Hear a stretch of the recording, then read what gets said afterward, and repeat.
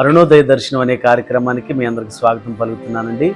మన తండ్రి అయిన దేవుని నుండి ప్రభువైన యేసుక్రీస్తు నుండి కృపా సమాధానములు మీకు తోడైండును గాక. ఆమేన్. మీ అందరికీ శుభాది వందనాలు తెలియజేస్తున్నానండి. శ్రేష్టమైన సమయంలో దేవుని వాగ్దానాన్ని జ్ఞాపకం చేసుకుందాం. న్యాయాధిపతులు 5వ అధ్యాయం 31వ వచనము చదువుతానండి. వాగ్దానాన్ని ఆలకించండి. ఆయనను ప్రేమించువారు బలముతో ఉదయించు సూర్యుని వలె నుందురు. దేవుని వాక్యాన్ని వింటున్న దేవుని పిల్లలైన వారలారా, ప్రియ సహోదరుడా సహోదరి, ఎవరు ఆశీర్వాదకరంగా ఉంటారు? ఎవరు దీవెనకరంగా ఉంటారు?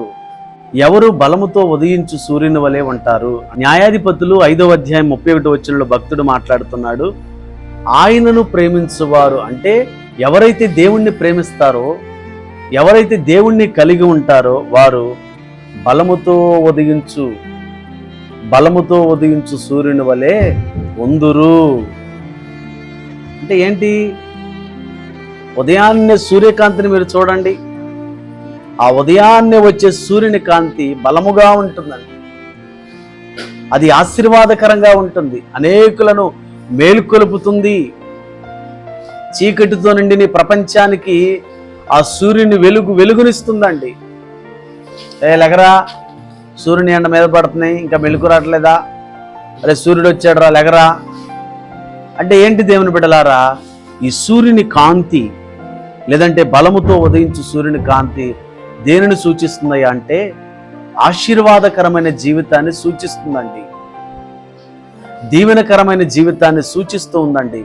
మరి వాక్యాన్ని వింటున్న సహోదరి సహోదరుడా, నువ్వు దేవుణ్ణి ప్రేమిస్తున్నావా? ఏమంటున్నాడు? ఆయనను ప్రేమించువారు అంటే ఆయన అంటే ఎవరు? దేవునిని ప్రేమించువారు బలముతో ఉదయించు సూర్యుని వలె ఉంటారు. మరి నువ్వు ఎవరిని ప్రేమిస్తున్నావు? సెల్ ఫోన్ ప్రేమిస్తున్నావా? ధనాన్ని ప్రేమిస్తున్నావా? అందాన్ని ప్రేమిస్తున్నావా? ఐశ్వర్యాన్ని ప్రేమిస్తున్నావా? దేన్ని ప్రేమిస్తున్నావు? నిజంగా నువ్వు దేవుణ్ణి ప్రేమిస్తున్నావా? నేనేమంటానో తెలుసండి, ఒక అన్నయ్యగా, ఒక తమ్ముడిగా నువ్వు నిజంగా దేవుణ్ణి ప్రేమిస్తే దేవునితో ఎక్కువ సమయం గడుపుతావు. అంతే కదండి, మనం దేన్ని ప్రేమిస్తామో దానితో ఎక్కువ సమయం గడుపుతాం. నువ్వు దేవుణ్ణి ప్రేమిస్తే దేవునితో ఎక్కువ సమయం గడుపుతావు. దావీదు ఎక్కువ సమయం దేవునితో గడిపేవాడు. దానియేలు ఎక్కువ సమయం దేవునితో గడిపేవాడు.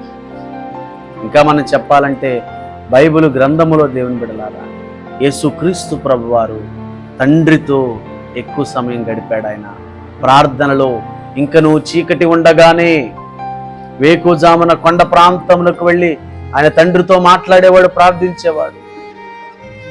అలాగే సాయంకాలం వేళ ఆయన మళ్ళా కొండ ప్రాంతంలోకి వెళ్ళి ఏకాంతముగా తండ్రితో సహవాసము కలిగి ప్రార్థించేవాడు. మనం దేన్ని ప్రేమిస్తున్నాం? దేని యందు విశ్వాసము కలిగి ఉన్నాం? దేనితో ఎక్కువ సమయం గడుపుతున్నావు? ఒకసారి ఆలోచన చేసుకోండి. నువ్వు ఎక్కువగా దేనితో సమయాన్ని గడుపుతున్నావో దానిని నువ్వు ఎక్కువగా ప్రేమిస్తున్నావు. అదే నీ మీద, నీ జీవితం మీద ప్రభావితం చేస్తుంది.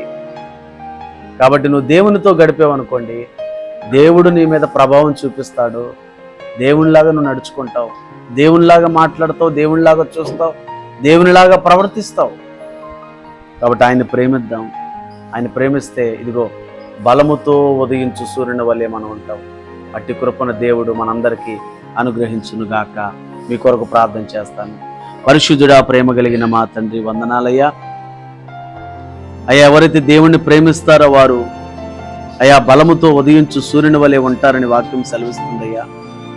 అయ్యా, మేము ప్రభా లోక సంబంధమైన వస్తువుల మీద, లోక సంబంధమైన మనుషుల మీద, లేదంటే లోకములో ధనము భోగభాగ్యాల కోసము అయ్యా వీటి కోసం మేము ఎక్కువ ప్రయాసపడుతూ వాటి కొరకు ఎక్కువ సమయాన్ని వెచ్చిస్తున్నామేమో తండ్రి.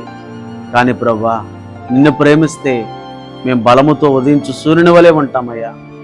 నిన్ను ప్రేమించే మనస్సును మాకు దయచేయమని కూడా ప్రార్థిస్తున్నానయ్యా. అయ్యా, ఈ యొక్క సమయంలో ఎవరైతే దేవుని వాక్యాన్ని విన్నారో వారు నిన్ను ప్రేమించి ప్రభా నీ ద్వారా ఆశీర్వాదాన్ని పొందుకునే భాగ్యాన్ని వారికి దయచేయమని ప్రార్థిస్తున్నాను. అయ్యా, చదువుకునే బిడ్డలకు జ్ఞానమును దయచేయమని ప్రార్థిస్తున్నానయ్యా.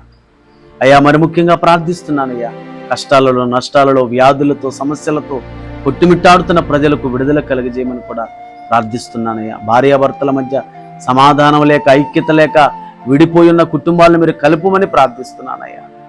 అలాగే నేను ఎక్కడ చూసిన యుద్ధాలు జరుగుతున్నాయి ప్రభా, ప్రకృతి వైపరీత్యాలు ఆయన చూస్తూ ఉన్నాము తండ్రి. అయ్యా ప్రతి చోట, అయ్యా ప్రతి పరిస్థితుల్లో నీ కృపను ప్రజలందరి మీద మీరు అనుగ్రహించమని కూడా ప్రార్థిస్తున్నానయ్యా. నీకు వందనాలయ్యా. మరి ముఖ్యంగా ప్రార్థన చేస్తున్నామయ్యా, అయ్యా మేము నీతో ఎక్కువ సమయాన్ని గడిపేవారిగా ఉండడానికి సహాయం చేయండి అయ్యా. జ్ఞానాన్ని మాకు ఇవ్వండి అయ్యా. అయ్యా మరి ముఖ్యంగా ప్రభా పరిశుద్ధమైన హృదయాన్ని మాకు దయచేయమని కూడా ప్రార్థిస్తున్నానయ్యా. ఎవరైతే వాక్యాన్ని విన్నారో ప్రభా, ఈ వాక్యం ద్వారా వారు బలపడి నీ వాక్యానుసారమైన జీవితంతో నింపబడి నీ ఆశీర్వాదాన్ని పొందుకునే భాగ్యాన్ని దయచేయమని యేసయ్య నామములో ప్రార్థిస్తున్నాము తండ్రి. ఆమేన్.